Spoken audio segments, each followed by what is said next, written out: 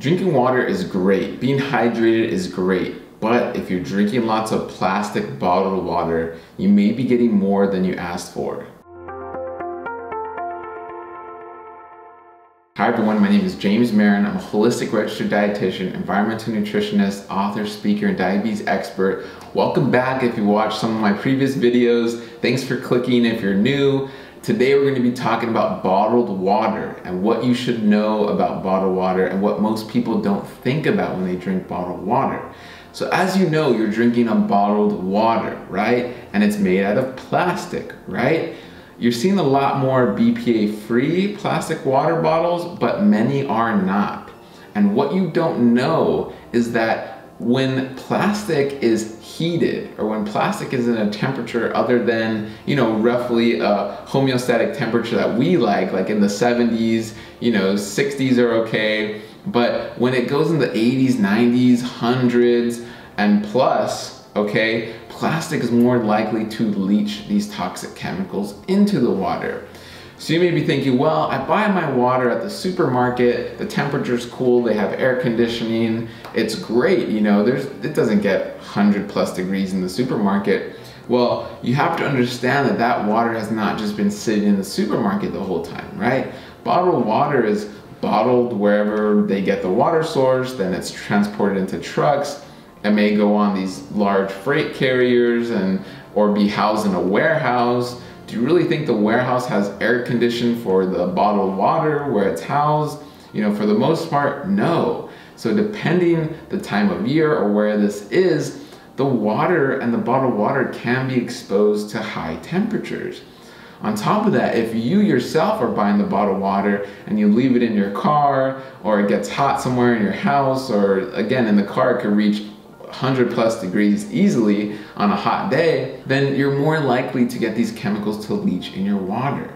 But in general, even without the high heat, these chemicals are coming into contact with your water. So why is this a big deal? Why does this matter? Well, there are studies on this, okay? So these chemicals in general are called persistent organic pollutants. And I won't really bore you with all that. We'll just call them POPs, right? Persistent organic pollutants.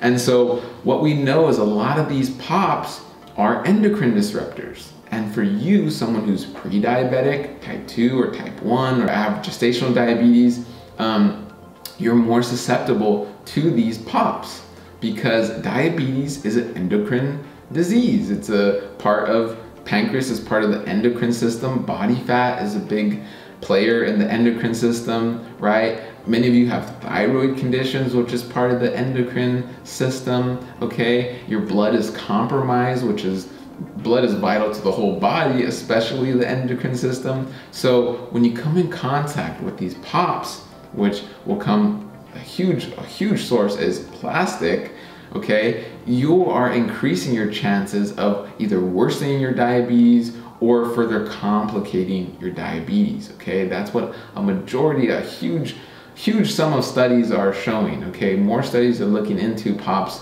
each and every month. And so I'm excited to always read these studies and see what's coming out.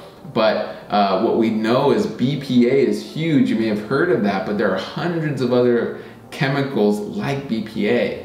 So BPA has gotten a lot of attention. They say, oh, it's BPA free, but that doesn't mean there are 100 other chemicals that have been now have replaced BPA, and you just don't know it.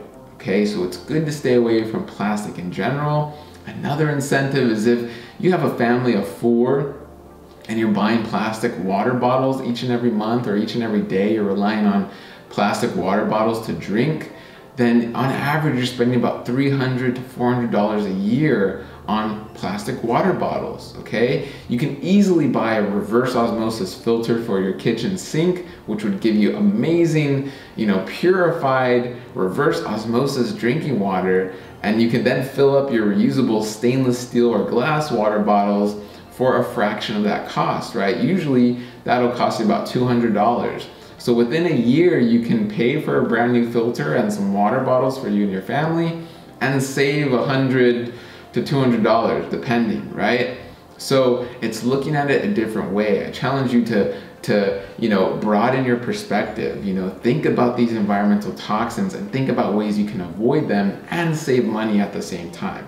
So if you found this information useful, give us a thumbs up, share this with friends and family. If you want to take the next step to beating your diabetes, to reversing your diabetes, which is 100% possible and it's backed by peer-reviewed research, click the link below in the description. Learn how you can say goodbye to your diabetes for good. Learn more about cool information like this, about watching out for these environmental toxins, about cool ways to get these toxins out of your home and save money. Click the link below in the description. Take the next step, learn more, and beat your diabetes. All right, guys, thank you so much for watching. Have a wonderful day.